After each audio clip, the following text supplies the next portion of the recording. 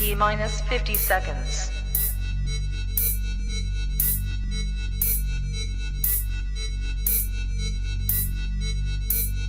T minus 40 seconds.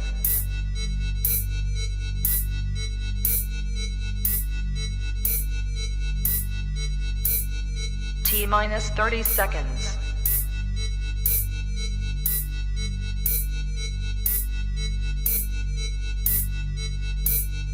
T minus 20 seconds.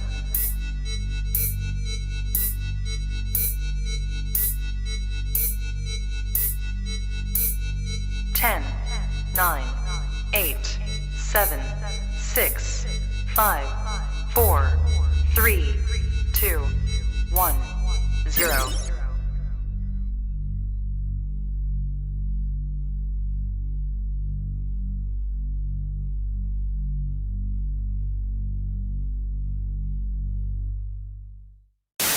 It's everyone's friend, it's Tyler. He's your only black friend, so he's your best black friend. No one you're waiting for another black friend. Because black friends are rare, as you should be aware.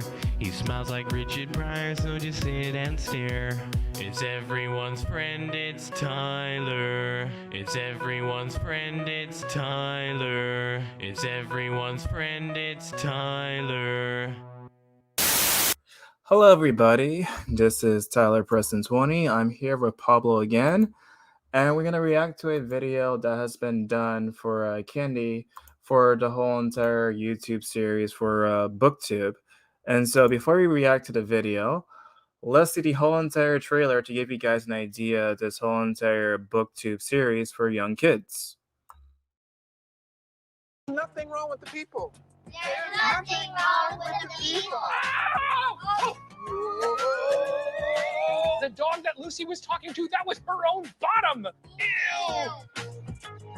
Who writes these books? Ew. I'm a 6-year NFL veteran. I'm an Olympic medalist. I am the longest dog. Anti-racist baby. She would look like this. Oh my gosh. Hey guys. Okay, let's get started. What is kindness? That's actually a good question. Words. And then bam! Yay! Whoa, where you going? Should we do googly eyes? My dollhouse they cut.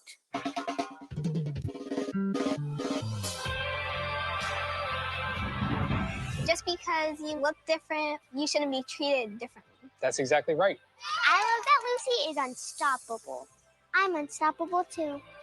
My eyes are a revolution. Revolution is change. Sometimes you have all these feelings and stories you know you want to tell. And how many of you would like to write your own book? I'm different, I'm special, and I'm me. Now, the first thing is kind of funny, the whole entire trailer, is the fact that she mentioned that she does not want to be judged by her skin color. That's the interesting part, because the whole entire, video that Kenny has made for that YouTube channel is all about judging skin color. First of all, hello Tyler, hello people. It's really creepy when I see stuff like that being taught to children. Like, I don't know, it's just like outright propaganda. And even worse, because I will understand, for example, like one of the books that you want to talk about, what's the name? It's How to Be Anti-Racist by How to Be Amber. Exactly, How to Be Anti-Racist. Like, one thing to me is when you have these people out of academia who have been basically reading nothing but race baiting nonsense and posting books, but the other one is basically teaching that stuff to children. Like, when kids don't want that, they teach them about animals and stuff like.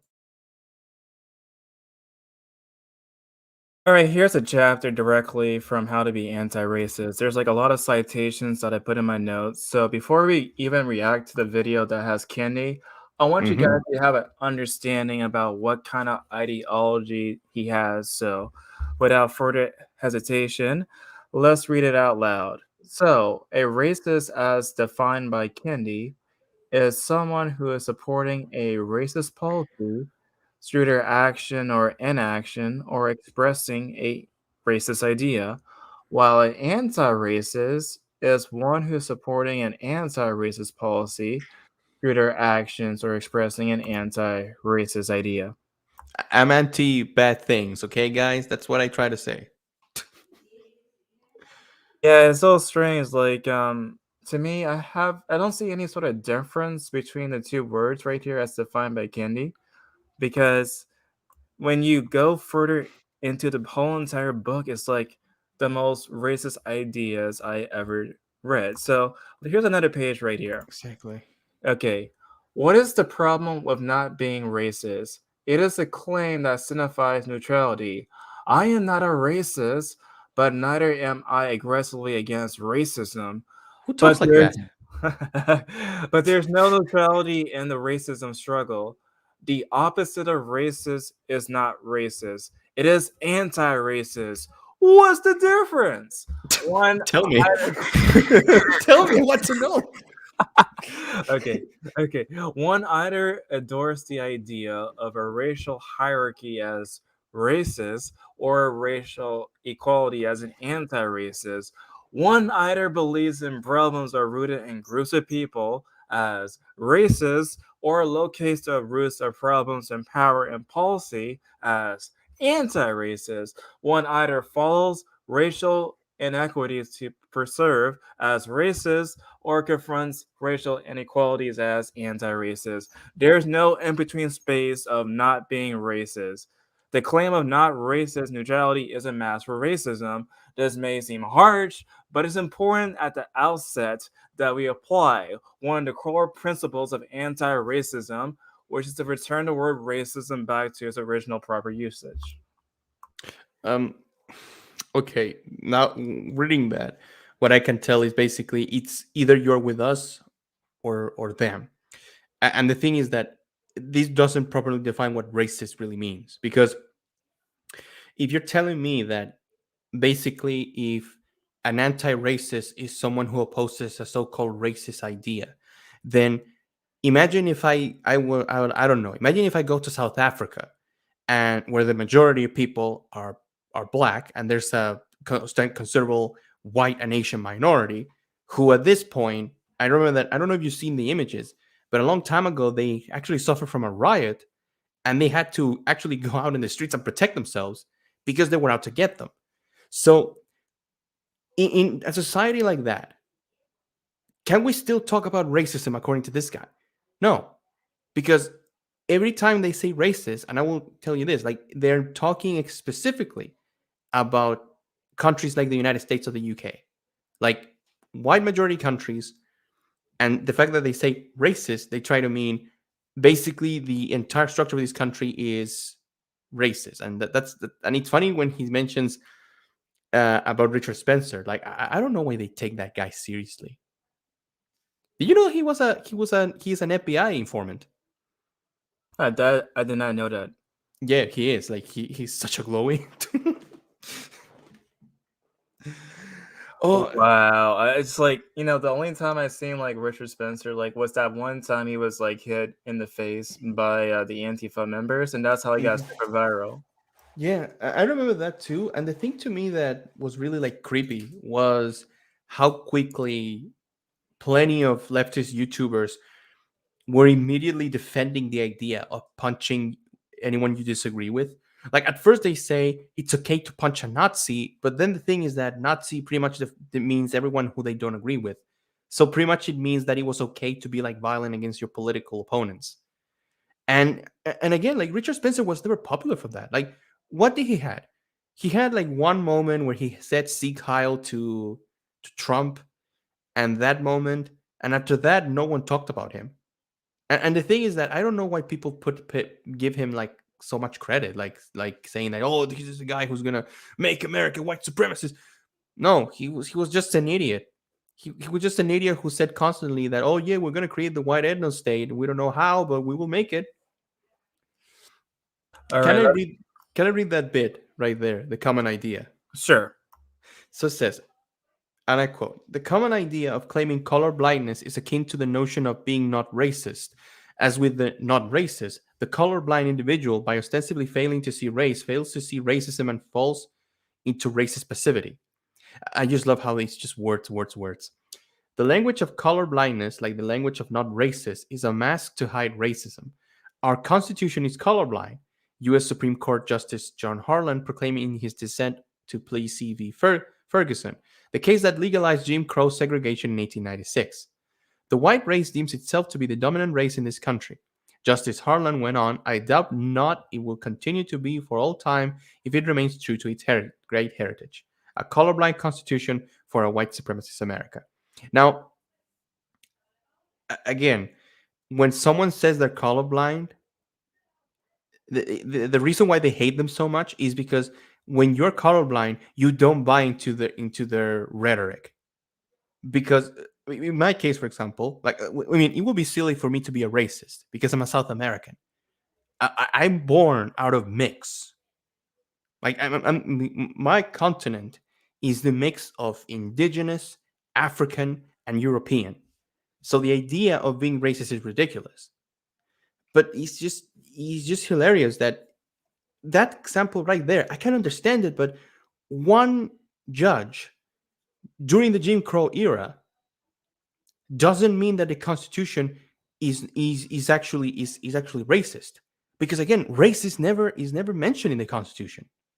It's also very it's also interesting to say that, of course, like during the whole entire Civil War, during the 1860s, we Mhm. actually, of course, amended the Constitution to prohibit slavery. So already right there, that's constitute, I guess, as a like a colorblind constitution.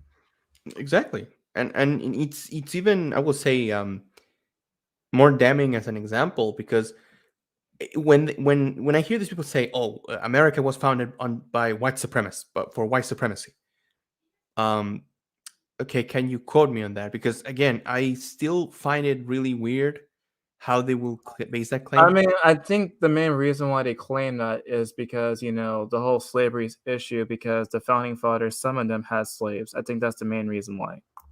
Mm. I mean, also, if we're saying that slavery is white supremacy, then the Arabs are massive white supremacists. All Like, right, another quotation from mhm, this book before we go into the video. of course. Since the 1960s, racist power has commanded the term racial discrimination, transforming the act of discriminating on the base of race into an inherently racist act. But if racial discrimination is defined as treating, considering, or making a distinction in favor or against an individual based upon that person's race, then racial discrimination is not inherently racist. The defining question is whether the discrimination is creating equity or inequity. If discrimination is creating equity, then it's anti racist. If discrimination is creating inequity, then it's racist. Someone reproducing inequities, you're permanently assigning an overrepresented racial group, I guess that's white people, into wealth and Mhm. power, is entirely different than someone challenging the inequity by temporarily assisting an underrepresented racial group into relative wealth and power until equity is reached. The only remedy to racist discrimination is anti-racist discrimination. The only remedy to passive discrimination is present discrimination. The only remedy to present discrimination is future discrimination. Uh, okay, but by that example again, by that example that he gave right there, if imagine if I went again, imagine if I traveled to, like, for example, Indonesia, and imagine if someone is racist towards me, and I'm basically calling out the Indonesian people for being racist. Basically, his example will still be true if a white person does that, because the thing is that the rhetoric he's using is specifically about white people and black people in the US, and when you translate that to people in other countries, it doesn't work the same way. Like, these people say we live in a white supremacist world, when if you go to when I will tell you this, I've seen stories of black people going to Asia and Asia specifically, and they're surprised that Asians are racist towards them. Like, I mean, if they saw what happened at McDonald's, they shouldn't be surprised. Exactly, exactly. Like for example, I remember that there was a long time ago. I watched a video that it was discussing the experience of a black teacher in China, and she said that she went there to teach English, and that she was surprised that people kept looking at her down the street. But not only that, but she said that people had um like a perception of her based on her skin, and I'm like, yeah, because here's the thing: Asians are huge racists. Like the Chinese, the Japanese, Indonesians, Filipinos, they're extremely racist. And in Africa, it's different because in Africa you have like different tribes and ethnic groups, and they will basically judge you regarding on what group you come from. But again, it's like that's not the case in the U.S. But also that perspective saying that if I'm the one calling out the power, basically that means that I'm an anti-racist. No, like again, like it's just language created to justify. Um, I won't say to justify revolution. Okay, earlier before this live stream, we were just talking about assimilation and immigration. So this is actually Mhm, related to this topic right here. So you mhm. can probably share your thoughts right here. So this is on chapter 2. It says an assimilation is a person who is expressing the racist idea that a racial group is culturally or behaviorally inferior and is supporting cultural or behavioral enrichment programs to develop that racial group. A segregationalist is someone who is expressing the racist idea that a permanently inferior racial group can never be developed and only supporting policy that segregate away that racial group. While an anti-racist is someone who is expressing the idea that racial groups are equal and none needs developing and supporting policy that reduce racial inequity. This guy thinks he's the anti-racist, but he actually is the segregationist. Like I will tell you, when you talk about immigration for a moment of time, if you're using these three definitions, a lot of people are assimilationists because the problem I have with this is that he's basically telling you that if you immigrate to another country, you will never be able to integrate into that society, which is ridiculous. Like in take for example in Great Britain, Sikhs. Sikhs come from India. They're a monotheistic religion and also an ethnic, and also they're mostly an ethnic group. They successfully assimilated into the culture of many Anglo-speaking countries, many Anglo countries like Great Britain, Canada. They did it. They have done it with such a degree of success that no one bats an eye. Like no one had a problem with a Sikh. And to me, it's the same thing. Like for example, imagine if Latinos in the U.S., for example, like they travel to the United States. Many of them learn the language. Many of them work there. Basically, they're American. Like this guy is more racist than I am. Think about that. Because I believe that when you come to a country, for example, if you Tyler, you came to a country and you started to learn the language, you want to assimilate to the local society, you want to be Chilean, and I Right, will like look yeah, for yeah. If I go to like a Spanish speaking country right now, like it's of course on me to, learn the language, learn about the culture, the customs, traditions, and so on. Because if you go to a country without trying to, respect the culture, then what are you doing there in the first place? exactly. Like it's very simple. Like you travel to another country, you're planning to live there. Like there's a Christian phrase I think is like "Donde fuera estás lo que vieres," where you go, do what you see.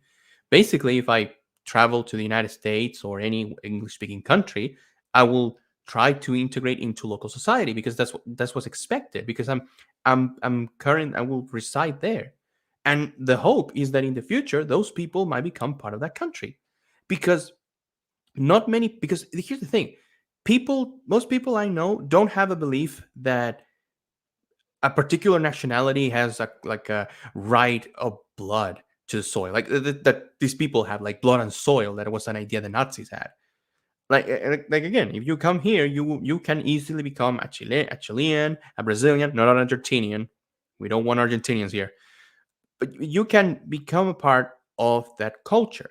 What he's suggesting is that that's impossible, but not also that it's problematic because for some reason that eliminates the difference between races. Because here's the thing, for this guy, he doesn't want anyone to mix. And let me tell you, that is extremely racist. He goes on right here. Oh no. Assimilist ideas are racist idea. Assimilalists can position any racial group as a superior standard that another racial group should be measuring themselves against. The benchmark should be trying to reach. Assimilalists typically position white people as a superior stand. What? What the What? hell? What the hell? Do Americans ever stop to reflect that there is in land a million men of Negro blood, who, judged by any standard, have reached the full measure of the best type of modern European culture? Is it fair? Is it decent? Is it Christian to belittle such an aspiration? So let me try to understand this. So because somebody wants to assimilate to a culture, that's you wanting to be white. Oh my. Oh. Yeah, that's that again. That's ridiculous, and also it really means that you haven't traveled outside of the U.S. Like again, the example of the Sikh. The Sikh didn't want it to become white people. They wanted to live side by side in the countries they arrived. They keep their culture, they keep their religion, but they don't. That's the thing. Like, oh, they want to be white. Who the fuck wants to be white? What has that been the goal of immigration? I don't understand what's the goal of immigration. Like it reminds me when Trump was winning in Florida and they were saying that, oh no, Latinos in Florida voted for Trump. He will never allow you to be white. They don't want to be white. They're American. Like again, you're the people who say that supposedly being an American is being a racist, but the thing is that Americans come in different shapes and colors. Oh, we're gonna watch this. Yeah, that's the whole entire, prologue for the whole video because I want to show you guys what kind of ideas he had. That way we would not just respond to the video, without, any sort of prior knowledge. And so, without further Having queer kids stuff vibes from all of this. it kind of reminds me of like this whole entire, idea of going after the kids with the religious stuff because they would go after kids while they're still young and try to, get them to their own personal religious ideal. It's the same sort of concept, but for this anti-racist stuff. Oh my god. Let's go. Hi, my name is Dr. Ibrahim Kendi, and I love celebrating our differences through words and actions. I even wrote a book that teaches readers how they can be kind to others with a few simple steps. And I'd love really to share this book with you. Come on an adventure. What will we read today? Discover all the treasures on every single page. Stories take you places you've never been before. Read with me and you'll see new worlds, your friends and more. Come on an adventure. What will we read today? I'm Ibrahim Kendi. I am the author of Antiracist Baby. And I wrote this book because I wanted to have a book that I can talk to my daughter about race and about being anti-racist. Oh my god, like poor daughter. Poor daughter. I mean, imagine that. Like you want, like you're there with your kid. You want to tell her stories, like good thing. You know what? I will tell you how you're disadvantaged for the fact of your color of your skin, and that doesn't matter what we do in the world. You will forever be well, what racists call black people, but you get the point. Also, again, it's funny when he introduces himself saying, "I'm Dr. Ibrahim X. Kendi. I wrote a book about treating people fairly." No, you didn't. You didn't. You wrote a book about how to segregate people. And you basically said, well, you see, past discrimination justifies future discrimination. So yeah. Exactly. Like again, it reminds me to this that a lot of these people hate that idea that, oh, the oppressor can the oppressed cannot become the oppressor. Yes, it can. Yes, it can, and it will, as it always has been. By the way, before we did the live stream, we were talking about Nazi Germany. Can you also share it to my audience right now? Oh yes, of course. So a very quick comment I did to Tyler was that I felt that the racial rhetoric I've been seeing eerily reminds me of rhetoric that I saw, especially about the rise of Nazism in particular. Because the thing with Nazism is that as a political ideology, it's actually nurtured from like writings done like decades earlier about the so-called Nordic race and stuff like that. And the thing is that when you start seeing what these people write is basically they say that every race has the right to have like their own space. And I'm like, okay, you're saying that every race has a right for a space. You mean a living space, right? Not only that, but they say that every race has a particular set of characteristics that separates them from the other ones. Like I've seen these people write articles saying that white people lack empathy and that they're and I saw someone saying that they're cultural vampires, whatever that is. And then you see what the Nazis wrote about the Jews, about the Africans, about the Mediterraneans, because even in Europe, other white people were being racist against other white people. Who would have thought? And it's just the same things that they write are basically what these guys are writing. Like I don't look. Here's the thing. I'm not calling Ibrahim X Kendi a Nazi. I'm not calling him that. I'm calling him what it is. He is a racist. He's a race theorist in a sense because he believes that he's completely believe that the fact that he has a darker skin tone than other people makes it he makes him different, not in the sense of who we are as people, but in the sense of who we are as in a society. Because he thinks that he will forever be disadvantaged for his skin tone. No, you don't. You sound educated for the fact that you have doctor you're addressed by doctor. That means you have studies. You're not disadvantaged. If anything, you're privileged. You're more privileged than black people here in South America. Like I tell you, here in South America, there's a lot of black people. He's more privileged than me. Exactly. Like even here, even in the United States, you will have black people who are not as privileged as him. So he's a privileged man, and I call it that way. He's privileged to have this platform, to have the ability. Again, you have to be super privileged to write a book about racism and just laugh it up as saying, "Oh yeah, I wanted to write a book to tell about my daughter." Dude, if I have a daughter, the books I will write, I will read her stories, like fairy tales, or even I will read her about dinosaurs and history because I want my children to know that they can be everything they want in life without being constrained by how they look. Because again, you are the people who will look down on my children and even Tyler's children in the future. Because for some reason, the fact that these kids do not buy into your ideology is a bad thing. And to be anti-racist is to be able to see all people, no matter their skin color, their hair texture, their background, where they come from, as equals, and to really appreciate just the beautiful diversity that is the human rainbow. No, no, we already established like what we read from the book. He So just did, he said that he said that people who support assimilation are racists. So that statement, so he's basically lying through his teeth with that statement. Not only that, but when he says that, oh, we have to appreciate diversity. No, you don't want to appreciate diversity. You don't want people who have diversity of thought. You want every race to be in its own secluded communities, not interacting with each other, but with one of them in control. And we know which one that is. So you're I love how they do that. Like they will frame their whole thing as, no, we want people to treat themselves in a more equal way. No, you don't.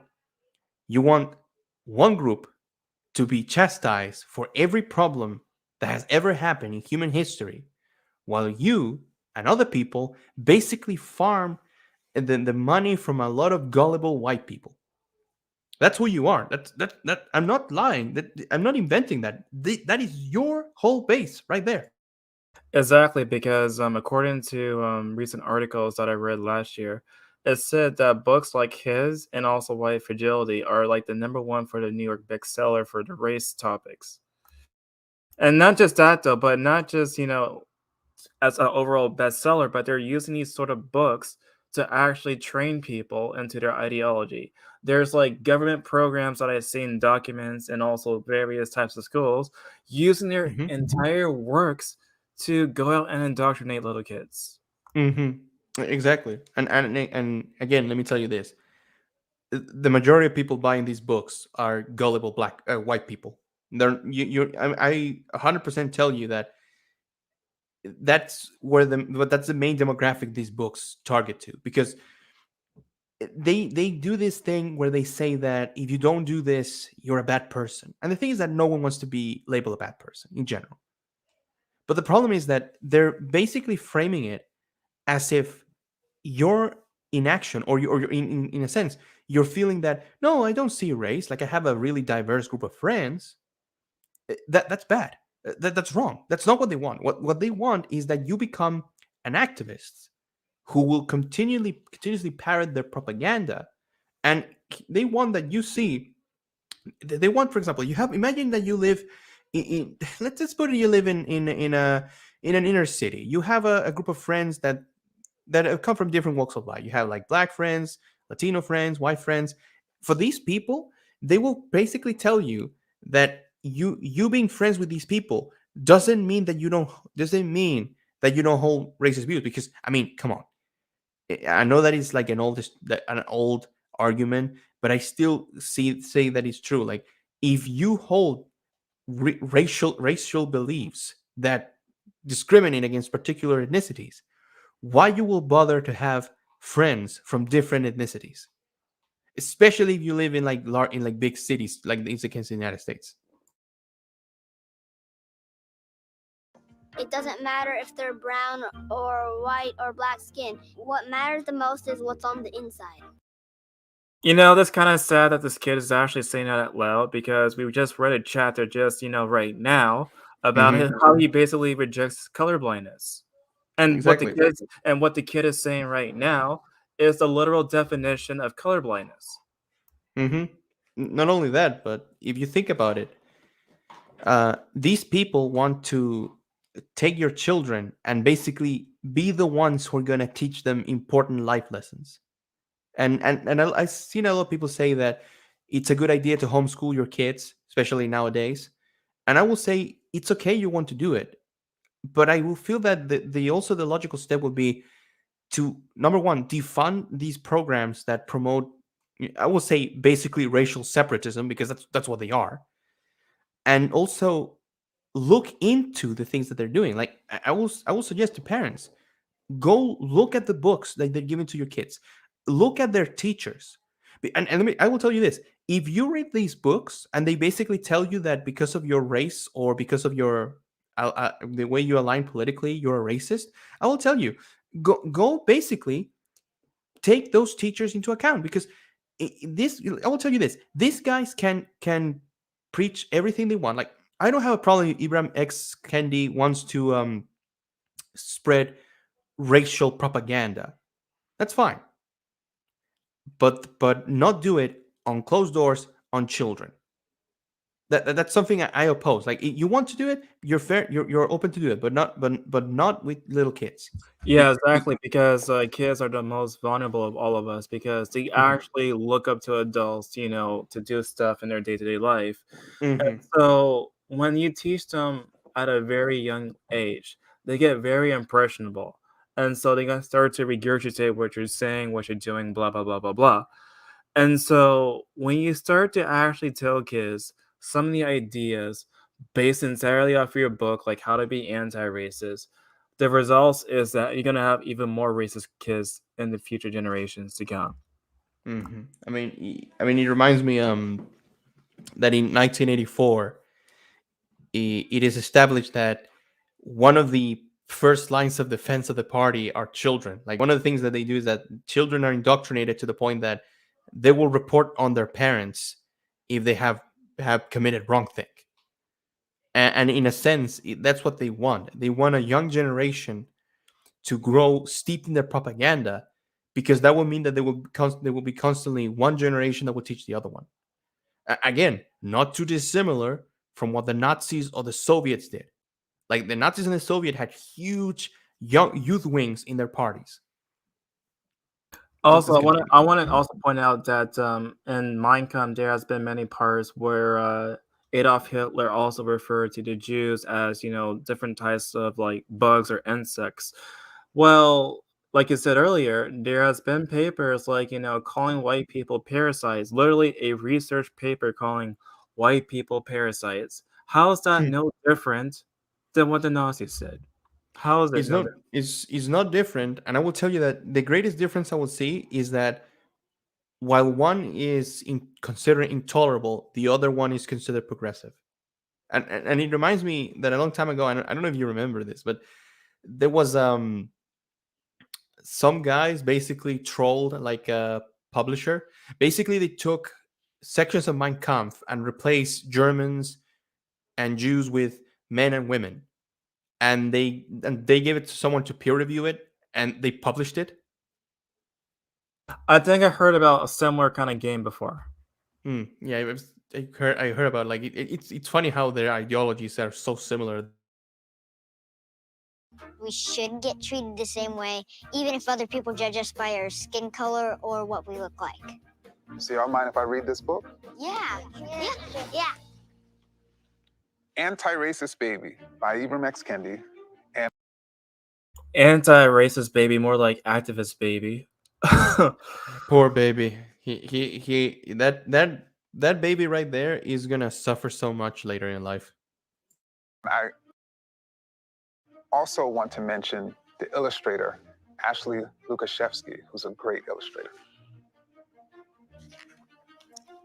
Anti-racist baby is bred, not born. Anti-racist baby is raised to make society transform.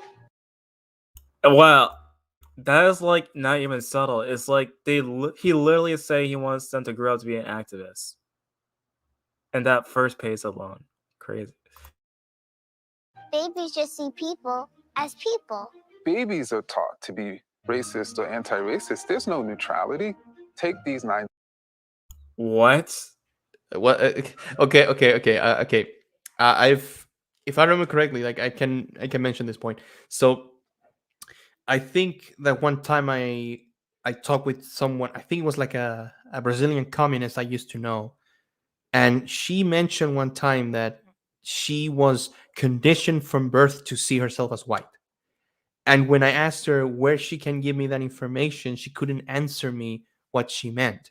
And I did the same thing. Like I tried to find in my school life where I was like conditioned to see myself as something. And the thing is, and the discovery is that I saw myself to be conditioned to be Chilean, like to be from my country.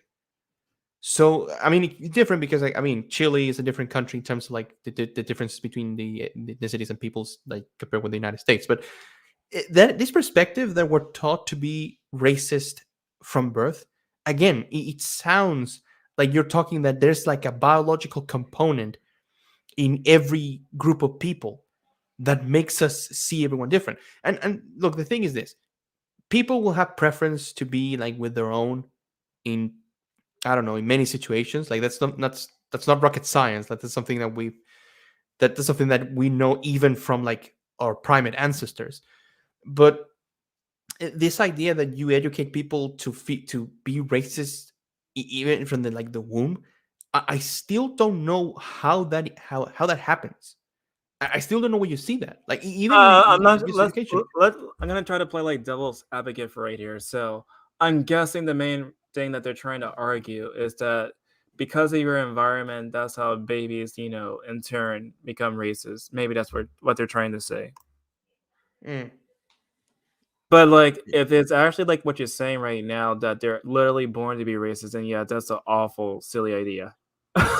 Is he's not only awful. I will even and I will even argue that he's child abuse because again, you're telling your kid.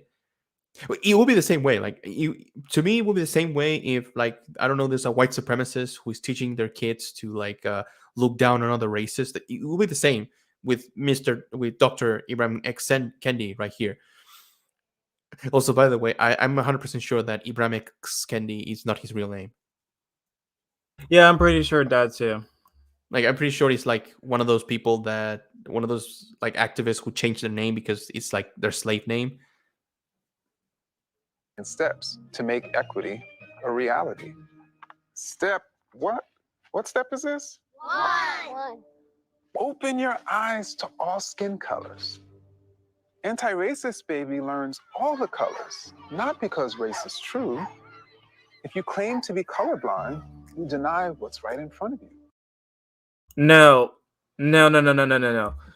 Being No. color, like we were saying earlier, like, color blindness does not mean that you're somehow ignoring, inequality across, No, it means clearly that you when you're colorblind, you say that you when I look at you, for example, if colorblind, I'm looking at Tyler.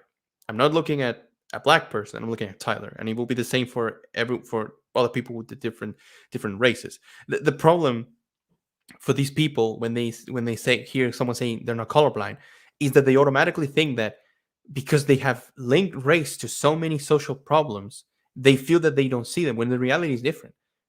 People who say they're colorblind don't see race, so that means that they don't see people. They see people as people. They don't see them as their skin tone, which is fine.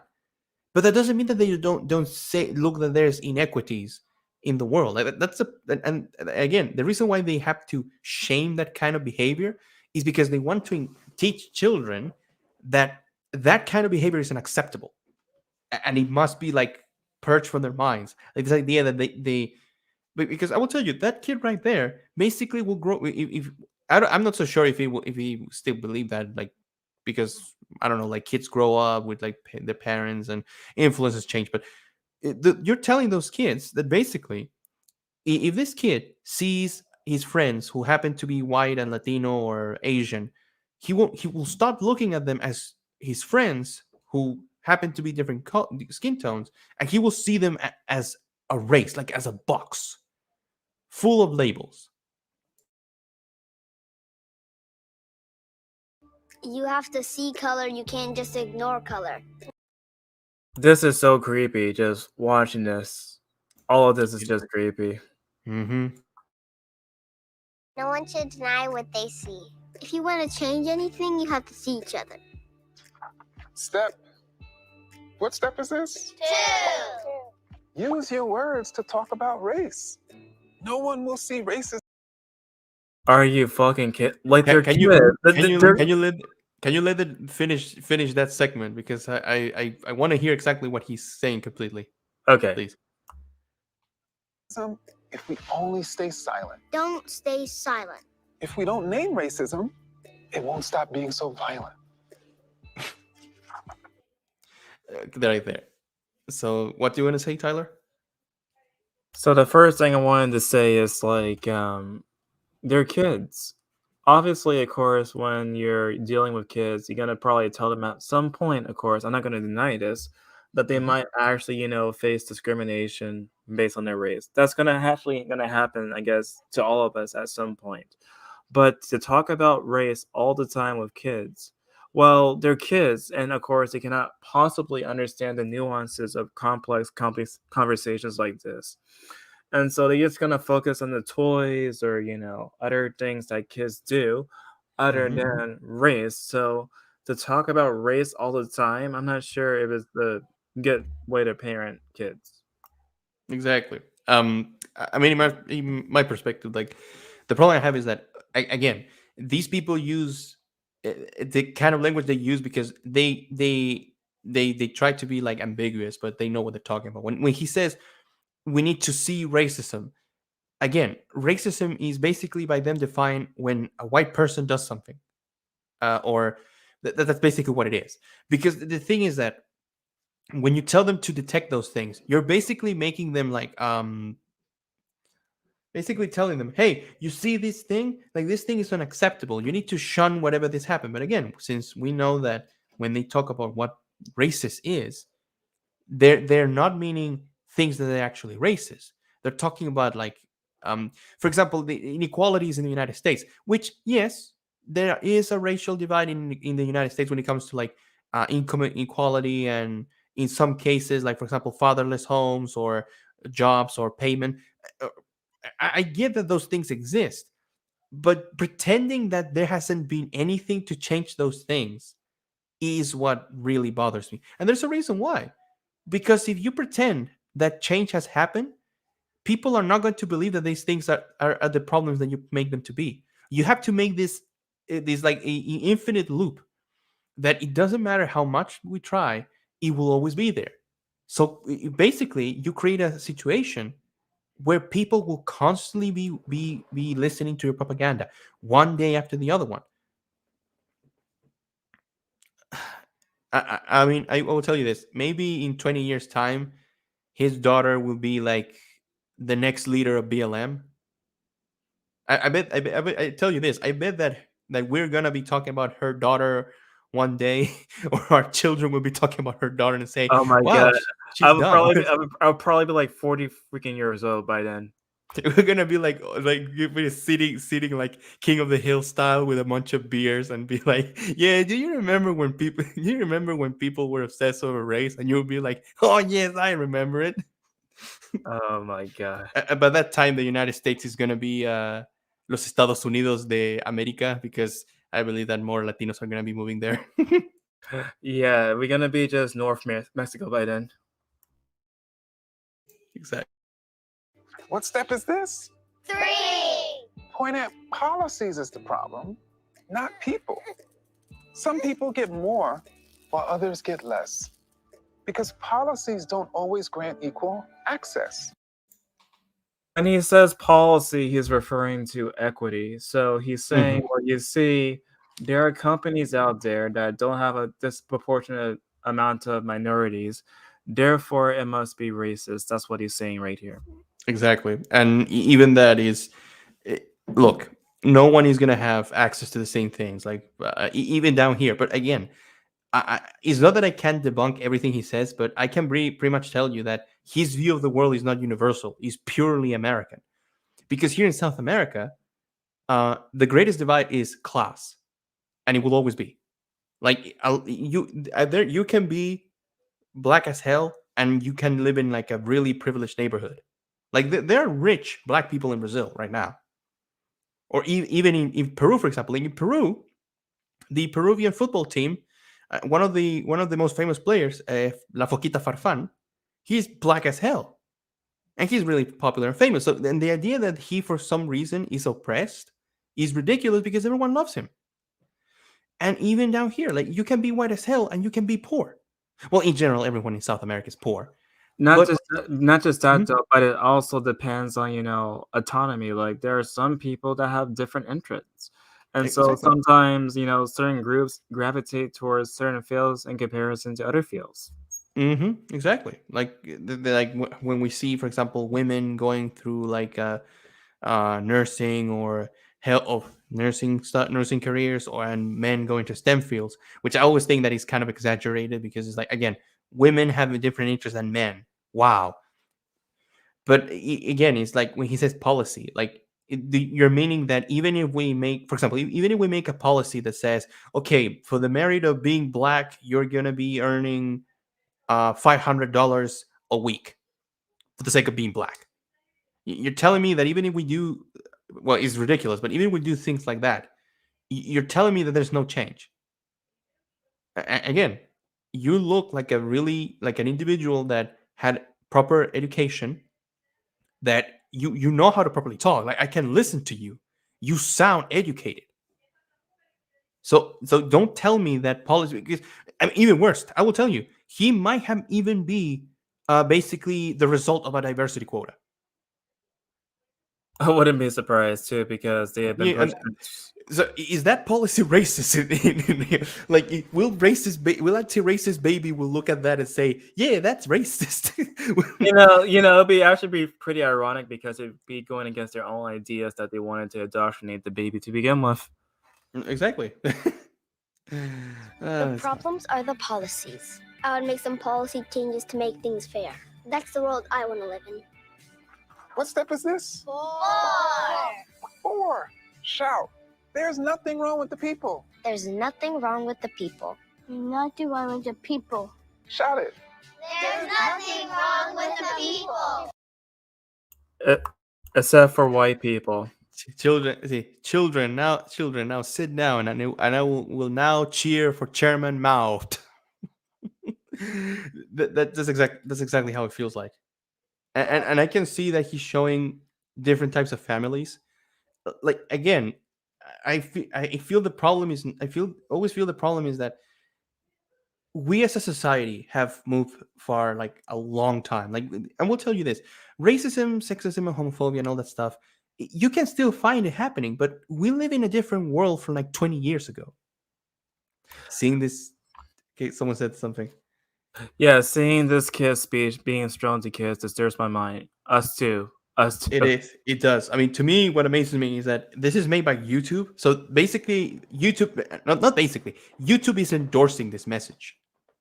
Like the same way you will see Twitter, the same way people say that Twitter endorses, because the blue check mark, for example, on Twitter, you pretty much admit that you're endorsing what they say. So when I see check mark saying, saying that, oh, I expect you get COVID and die, that is Twitter endorse hate, because the check mark is nothing more than meaning that you're part of a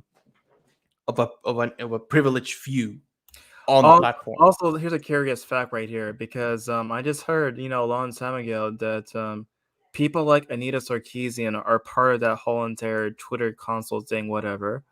And so the main reason why stuff like that probably, get favoritism is because of people like her. Exactly. In fact, I remember that apparently the verified check marks apparently can only receive DMs, and even they can have notifications from other check marks.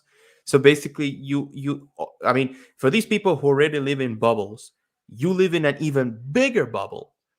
I mean, because the only time they ever interact with the real world is when people ratio their tweets. But Even anyway, though continue. all races are not treated the same, we are all human. Anti-racist baby can. Not all treated the same. What Some animals are more equal than others. What? No. At least since 1964, the Civil Rights Act actually, made discrimination based upon race, gender, sex, blah blah blah blah blah blah illegal.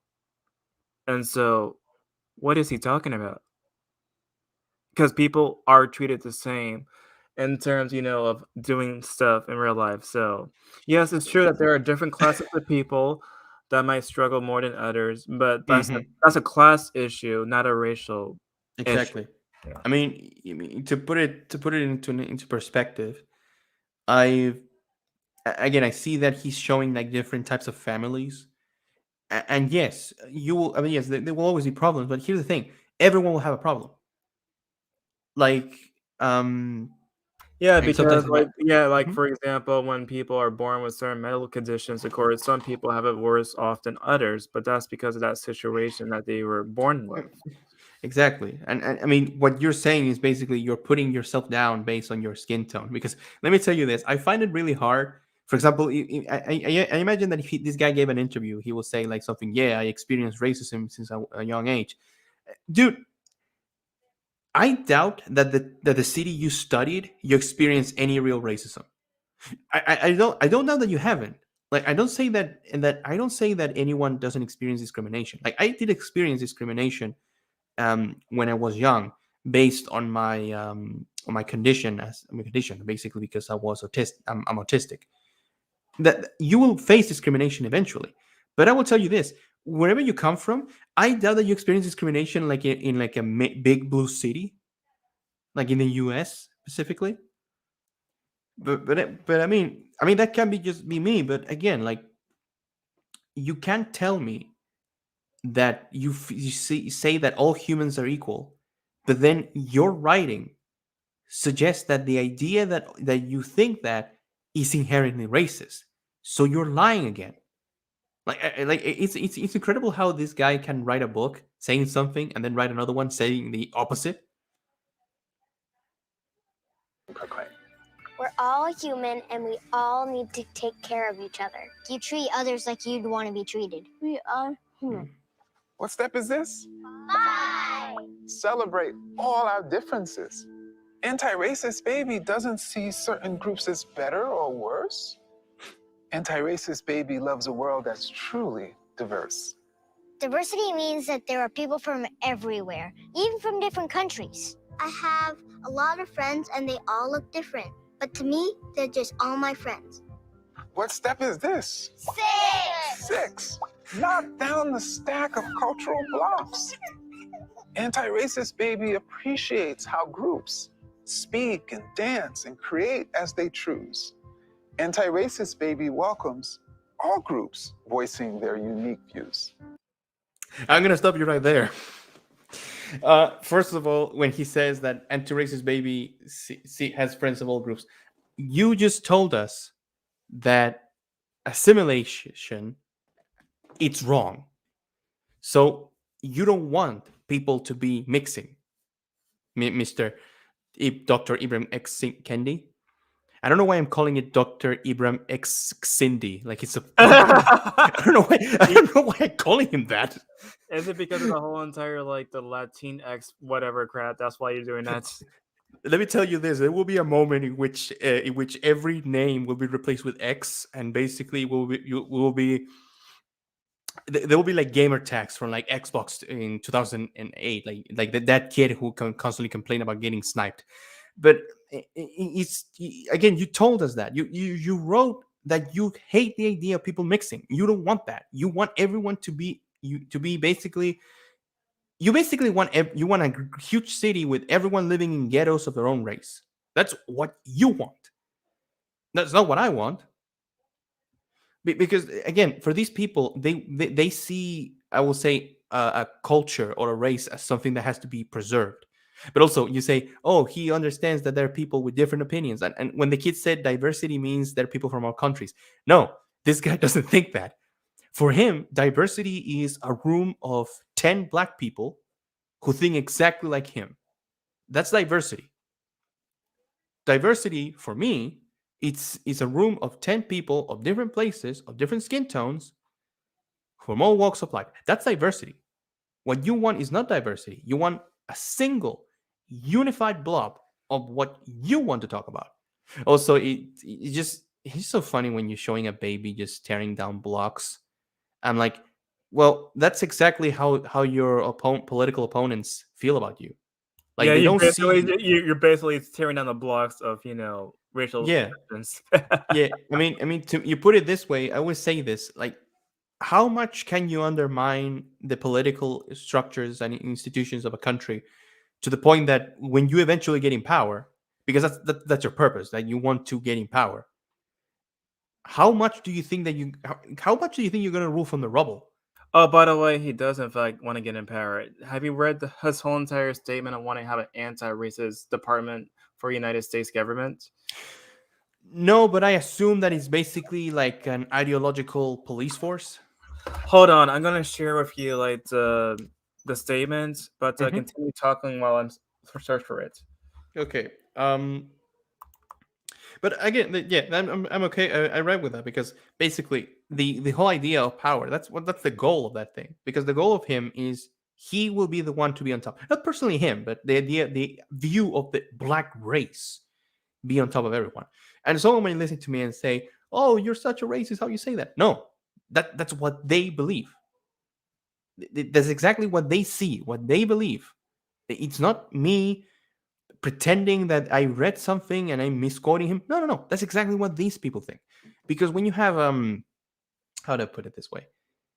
Because these people, what they want to make is create a situation where you're basically telling them that we have to divide the country by races and different people, which is something I don't want to do. Because again, I grew up in a country in which the idea of a different race was seeing an American walking by and saying, "Oh, look, that's a white person." Pass an anti-racist constitutional amendment. Dr. Ibrahim X. Kendi is a professor of history, director of the Anti-Racist Research and Policy Center of American University. You know, I'm I gonna will read it I will. out. Yeah, I'm gonna read it out loud first, Oh and my god.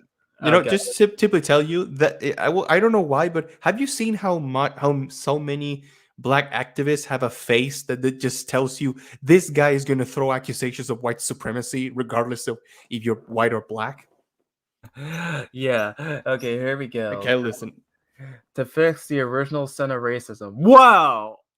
Already we have like a religious kind of connection right here. I have a ton of religious friends, and I always tell them, like Christian, even pagan ones, and I tell them, I always find it funny how worship of, I don't know, like Odin or the Christian God became the worship of the state, like Big Daddy state. Like the state is gonna, because now it's gonna work, guys. Like believe me, it never worked before, but it will work now. Okay, so here we go. To fix the original sense of racism, Americans should pass an anti-racist amendment to the U.S. Constitution that enshrines two guiding anti-racist principles. Racial inequity is evidence of racist policy, and the difference racial groups are equal. The amendment would make unconstitutional racial inequity over certain thresholds, as well as racist ideas by public officials with racist ideas and public official clearly defined. Okay, so what is a racial idea, Tim? Yeah, that thing is never gonna be, that thing is never gonna be defined. If they do this, what it's gonna be is that a racist idea is whatever this so-called Department of Anti-Racism is going to be funded, because if this department is staffed, it's going to be staffed by your buddies, and again, your buddies see racism as a white person saying, hey, you know what, I'm not okay with Black Lives Matter because they say that I'm a racist because supposedly I hate white people when I work and I'm friends with a lot of black people. They will see that as racist. Also, again, it's funny when they say it will make unconstitutional racial inequity over a certain threshold. The problem is that, again, is this like we're banning bad stuff? Like I'm putting a law against bad stuff? No, and even I'm not knowledgeable about the U.S. Constitution too much, but I'm sure that there is nothing in your Constitution that suggests that different people are treated differently. Also, I No, love no, no, how. no, no, no. It's actually funny because we have, Mhm. protect, banned like the slavery stuff and also gave women's rights after like all those, events happen. Also, I love the different racial groups are equal. I don't know why we need a law to justify that when, again, basically what you want is all animals are equal, but some animals are more equal than others. It would establish and permanently fund the Department of Anti-Racism (DOA), comprised of formerly trained experts on racism.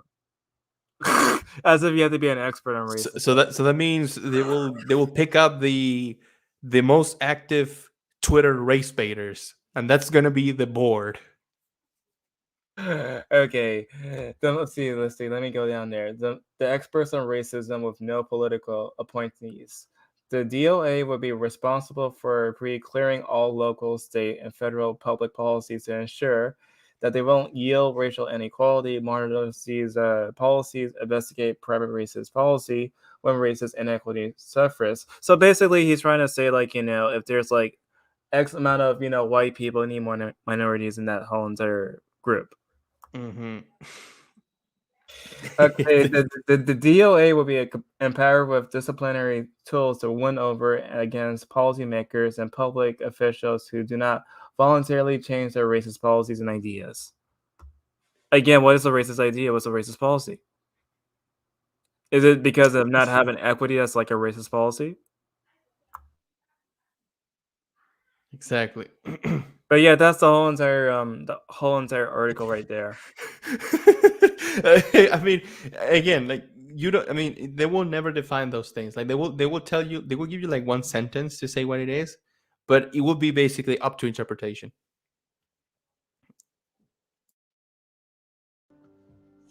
What step is this? 7. Confess when being racist. Nothing disrupts racism more than when we confess. Yeah, please confess, Kendi. Please confess right here. Father, I confess that I've been racist. Tell me, children, what did you do? I don't have any music by any artist of color in my playlist. I'm sorry. Repent, sinner. Uh, uh, uh, Confess. Again, racism is like the original sin. And also as the original sin. He literally said original sin in that whole entire article. Yeah, and also as the original sin, I like how they basically say that everything that racism touches apparently is poisonous.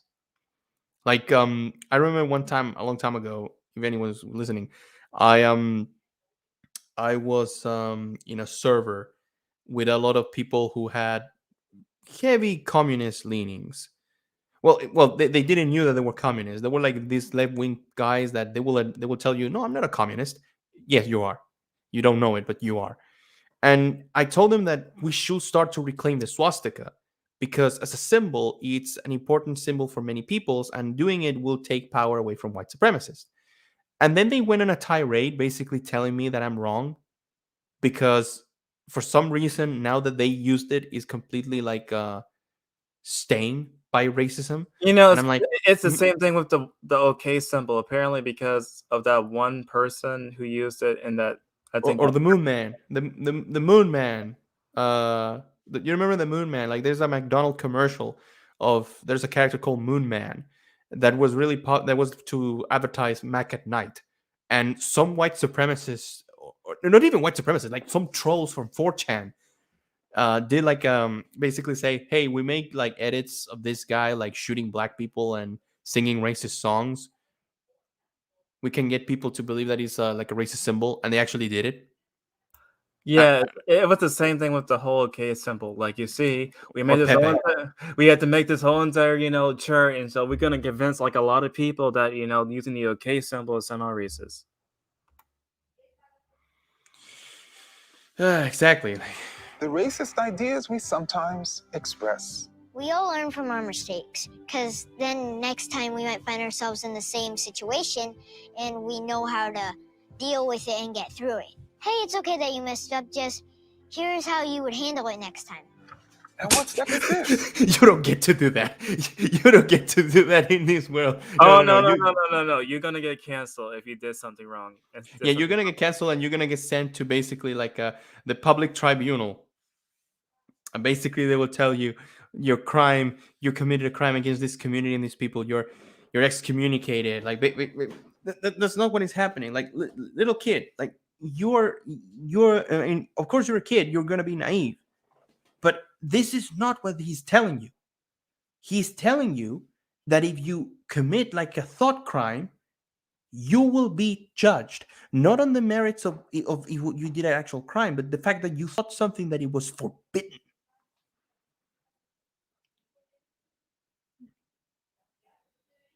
I think it's 8. Yes, I think it's 8. Grow to be anti-racist. Anti-racist, baby, is always learning, changing, and growing. One step at a time. Anti-racist, baby, stays curious about all people and isn't all-knowing. I go to a immersion school that has Japanese, Spanish, and English. And then the last step is what? 9. Believe. Just one quick comment, like the fact that that kid actually has like English, Japanese, and Spanish. That's most Americans. Mm-hmm. We shall overcome racism. Anti-racist, baby, is filled with the power to transcend, my friend, and doesn't judge a book by its cover. It's never smart to judge a book by its cover. My mom also says never judge a book by its cover. But reads until the end. The end.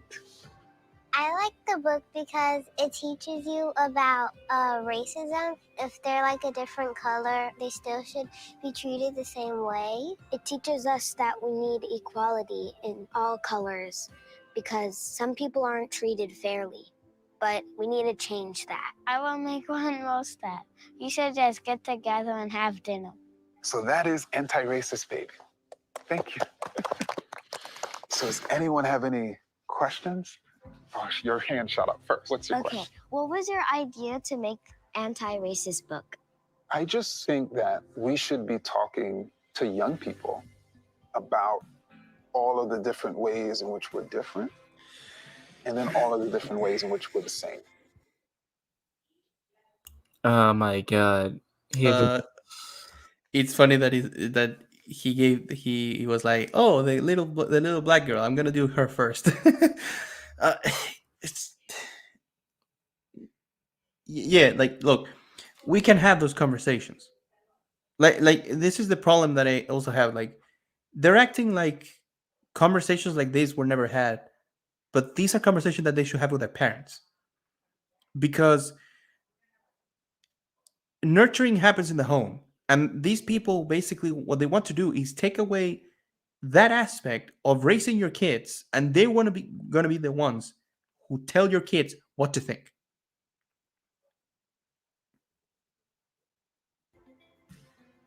Yes. Why do you want people to know about racism?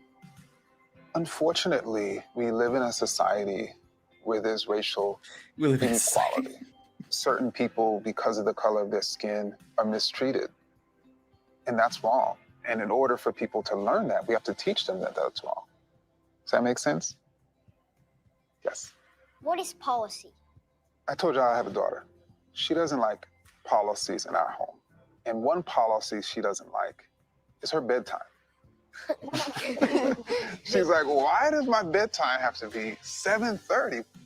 So a rule is like a policy. And sometimes there are policies for a single person, like my daughter or each of you, if you have bedtimes. And then other times there's a policy for everyone in the community. And sometimes those policies make it harder for people to do particular things. So there was a time in this country where people like me could not go into certain restaurants because they had white-only signs. And that was like a policy that then barred me from coming in and dining with other people. That is complete bullshit. I know for a fact that he is not that old to experience that.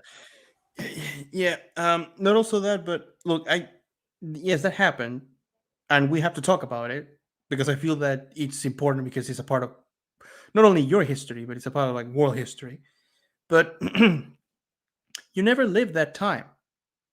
I'm not so sure. I mean, how old is this guy?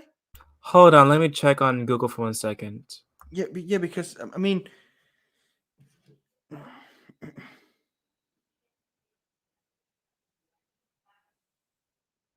Okay, I'm loading up the page. Okay, let me check and share the screen. It's yeah, because I mean, I want to have an idea of who this guy. okay. So he's 39 years old. He was Okay, born on August the 13th, 1982. Okay, so I'm not knowledgeable about U.S. history, but this stuff of segregation and stuff like that, like that's like from the from the 60s, like 70s. Yeah, the segregation stuff, like yeah, that was around So 19, you like the 19, yeah, the 20s to the 50s, 60s. Yeah. yeah, so basically this guy was born like 20 years after those events happened. So you never experienced that. Now, yes, your parents did, and I will say this: their perception of that might will have influenced his personality, his perception. But again, you were born in a time in which those struggles were fought and won. Like you don't have to basically be going to like a restaurant that it says black only. Like that you don't have to do that. Yes, Yeah, your parents. there was no such restaurants like that in 1980s. Yeah, So like yeah, not even that. Like if not, he was born 1982. That means that I mean, like the 19 like in the 90s, he must have been like a teen. He must have been like young, like in his 20s or something like that. So you live in a world in which the struggles of your parents were won. You didn't have to go to like a I don't want to say the word um um you don't have to go to a black only restaurant or black only bathroom. And yes, your parents did, and that's awful. And yeah, it's okay that you want to talk about that. We can sit down and talk about that stuff because it's history. It's part of what builds the history of a country. But you try to pretend that thing that happened is still happening today.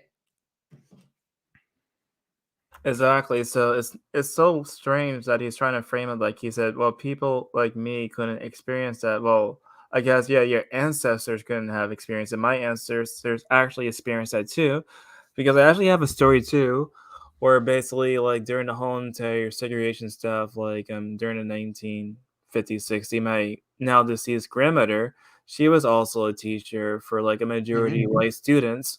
And so when she first came to that school, like of course, many people had doubts because she was black and all the students were white. And so there was like some sort of concern because she happened to be a certain skin color, then she might not be a good teacher. But of course, she won the hearts of like the people around her by being a good teacher, and then she started to get the trust of the other teachers, the students and their parents. And so that kind of stuff, like yes, it's true that our family members did in fact experience it, but now we don't have to worry about that anymore. Mm-hmm. Other questions? Yes. What if I say the wrong thing? The beauty. You get canceled. I You get want to hear. I canceled. want to hear what he have to say. I want to hear what he has to say because I know that he's gonna pull something that About being anti-racist is to say the wrong thing and to acknowledge it and apologize. There's nothing wrong with making a mistake. And actually, that's what humans do. Like, we're not perfect, but we can strive to do things right. But in order to do things right, we have to recognize when we do things wrong. You have the power to change the world. And one of the ways you do that is by telling the stories of the people around you. Can you tell the stories of some of the faces you see around your community? Yeah.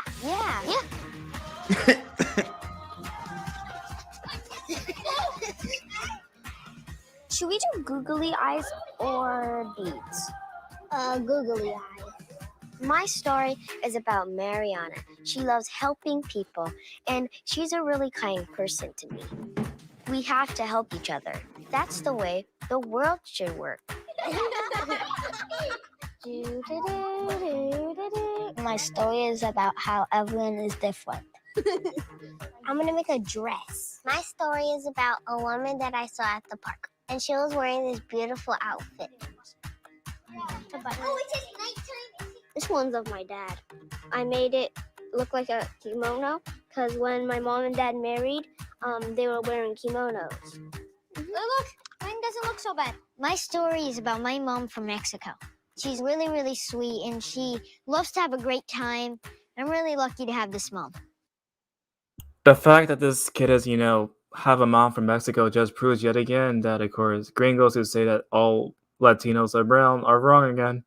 Yep. Not only that, but I find it amazing that because down here, our perception of an American, especially during I would say 80s, 90s, and even early 2000s, when we talked about a white person, the white person was the white Anglo-Saxon.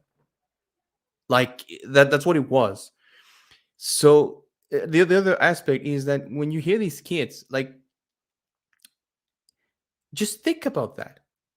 You come from a mixed background, meaning that your perception of who you are is not the same way as these people are because they hate you. Like look, again, I don't think that Ibram X Kendi or Ibram X Latinx, I don't know, but whoever decides to name himself, I don't think that he personally hates mixed babies. I don't personally think that he hates them, like, personally. But his base, the people who support his ideas, do, because the idea of people from different backgrounds falling in love and having children goes against what they want to do, because they don't want people to mix, because when you mix, then they don't have power. And not just that, though, but also it goes against their narrative. Like they're saying that because you're a certain way, then you must be, oppressed. Okay, explain like the mixed babies who are, in fact, not the way you want to, teach the little kids. Mm-hmm. This is my doll. She is a Japanese woman, just like my mom. I created her because in my school, I saw this woman in the auditorium and she was helping kids. So I decided to kind of copy her and make her. Watch this. This is googly eyes, the buttons, and the heart. My doll have big heart. This is my doll, and I made her to represent everyone. 私はこの本大好きです. That means I love this book. How did you make it that fine piece of paper? What's down here? That's cool. Thank you so much for learning with me. It was so fun to practice how we can use our words to talk about race. How will you use your words to push for fairness and equality? I will tell stories about our differences, about changing the world, that words are powerful. I'm going to share Dr. Kendi's steps with my friends. I will listen to everyone's words because everyone's words matter. Remember, speak up, speak out, and tell your stories. And that's the whole entire video. Oh, I mean, first of all, when he mentioned that the way we can use our words to talk about race, and how I can use them. Well, here's the thing, Mr. Kendi. I can use them too, and here's the way I will use them. No, I don't think that I have to teach my children or anyone's children that they're going to be disadvantaged, or even that their skin tone will make them different in every situation, no matter what, regardless of change. I don't think that, because again, inevitably next. So they will be the people you will hate, because these are people whose racial identity doesn't link with anything that you're basing it on, because you only see white, black, Asian, Latino. You don't see people with different backgrounds. You just see a label. And again, I don't think this guy personally is someone who hates mixed people. I don't think that. I just say that the things this guy writes, the things this guy publishes, the things this guy supports, the groups he belongs to, have a huge, I will say, influence on the belief of people like Black Lives Matter, who will openly say that they will want to get rid of the family. And again, the reason why they want to do that is because they want to be the ones to teach your children.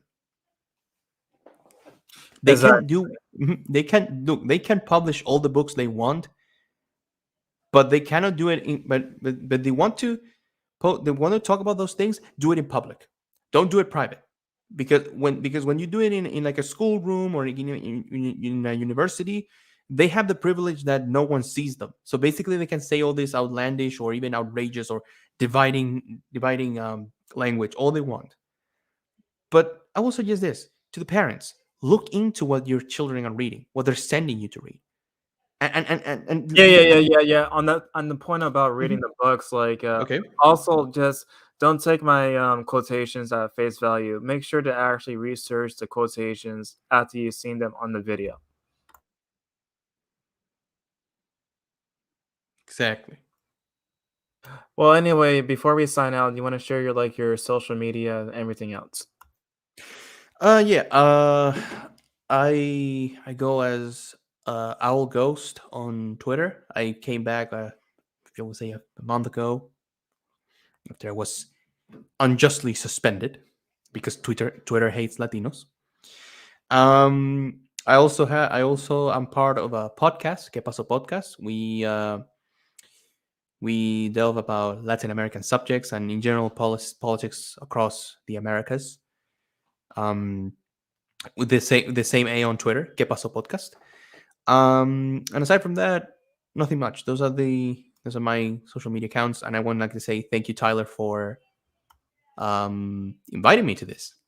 No problem, man, because I know that your historical background really, gives like a lot of great detail when you discuss matters like this. So thanks again for coming on. I really appreciate it. I do, and I feel that something tells me that maybe in the future we will have a Latinx baby. So when that happens, call me. Okay. Until next time, guys. Take care. Bye. See you later.